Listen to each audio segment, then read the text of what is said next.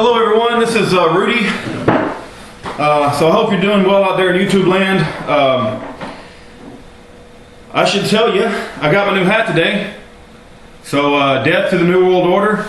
I am not trying to cash in on the success and popularity of End Time Watchman. I have nothing but the utmost respect for the guy. I watch his videos all the time. I've learned quite a bit, and so in any event, they say imitation is the sincerest form of flattery. So consider this me saluting End Time Watchman and all that he's doing. He's been a great inspiration to me. When it comes to some of them, everything he says, I simply don't know.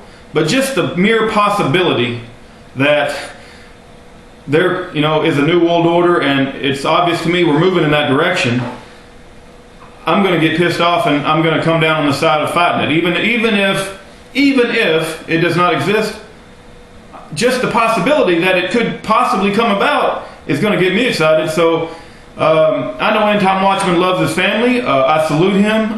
There's nothing he says that I don't have any problems with any of it. I think he's a great guy.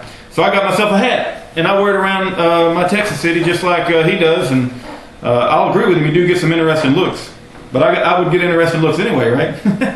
But anyway, I'm gonna try to keep this short, but I don't know. It may be 2 videos. Let me just say that when I discuss things, I realize that I'm not perfect, right? I am not a know-it-all when it comes to economic and political issues. Like I told you before, I just trying to make a living in Texas. That's all I'm doing, and I think I can recognize sincerity, and I want to fall on the side of goodness. So I would like to talk about some miscellaneous topics tonight. One of them is what keeps us from sinning, right? Or what keeps us from performing bad deeds? I think a lot of people would say, well, it's your belief in religion, it's your belief in God.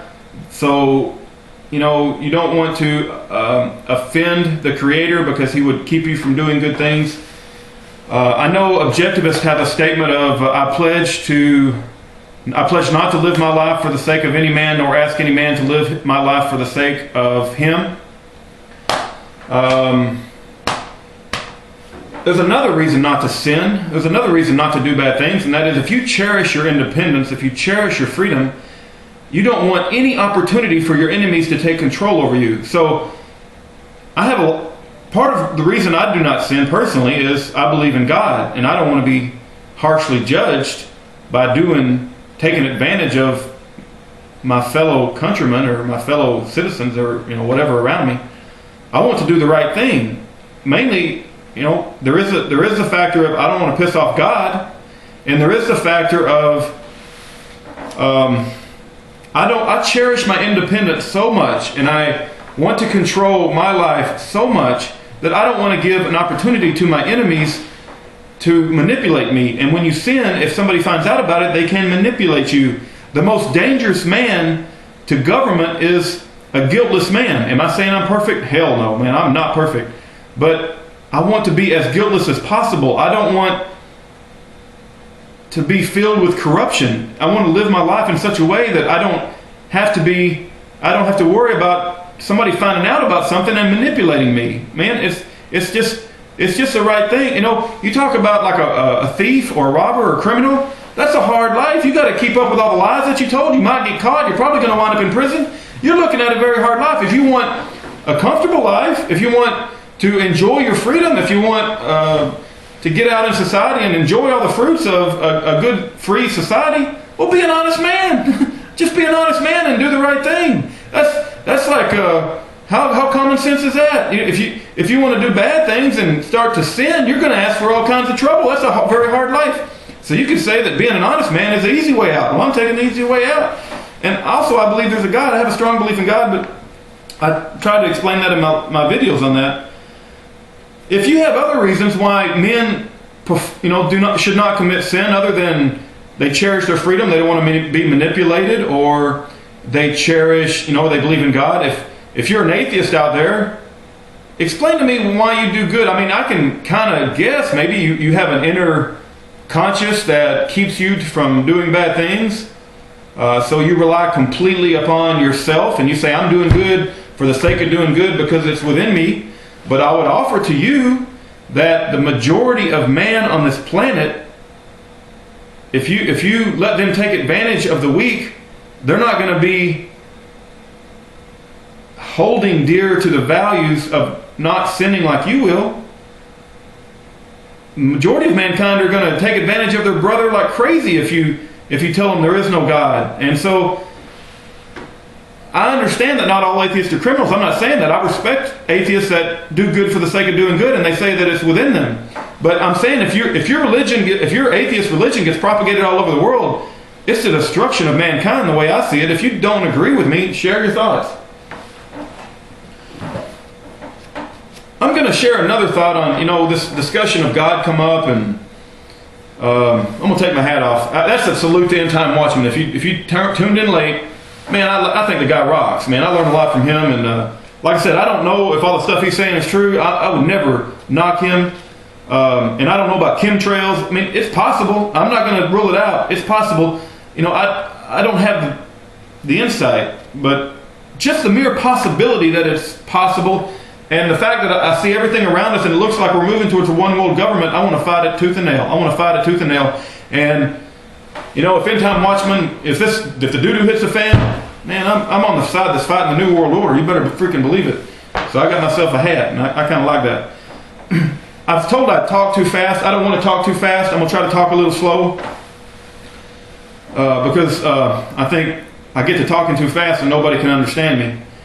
But I got into a discussion with an atheist, and I have respect for atheists. I can be friends with an atheist. The question come up, and again, I admire, I don't want to use personal things that happen in my life and capitalize on that. I'm just sharing with you as a YouTube audience that if you have feedback and other insights, share it with me, and let's open the discussion up. But I know a lot of you who think it's crazy that I admire Ayn Rand, but the argument was, and Richard Dawkins has used this exact same statement, how can you believe in God? Because a God would require a more intelligent God, and that would require a more intelligent God, and that is a very irrational belief, because an intelligent designer would require another intelligent designer, which would require another intelligent designer, and so on. And I agree with that. When it comes to, I tried to explain the reasons I believe in God and consciousness and your soul, everything in my previous 5 videos, and God is so core to me that I'm never going to renounce that. I'll state it for the public right now. I pray to have the courage to never renounce the existence of God. I say that in public for all to see. That is such a core part of my belief. But getting back to the discussion of Richard Dawkins and other objectivists who may say, how can you believe in an intelligent designer? Because that would require an even more intelligent designer, and so on.